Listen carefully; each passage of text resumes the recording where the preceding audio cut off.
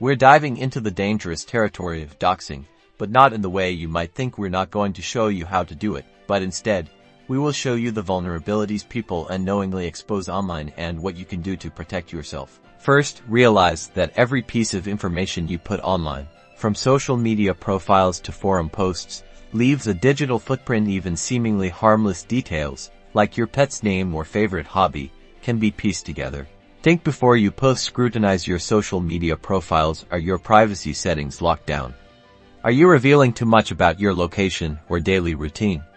Make sure to make your accounts private and limit the visibility of your posts to only those you trust. Be wary of online quizzes and surveys. These often ask for seemingly innocuous information, but it can be used to build a profile about you. Always question the motives behind these requests and avoid sharing personal details. Use strong, unique passwords for all your accounts and enable two-factor authentication wherever possible. This adds an extra layer of security, making it much harder for someone to access your information even if they have your password.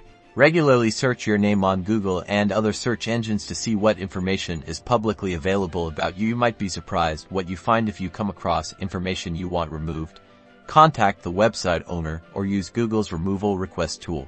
Remember, protecting your privacy is an ongoing process. Stay informed about the latest online threats and take proactive steps to safeguard your information. By understanding the risks, you can navigate the internet more safely and avoid becoming a victim of doxing.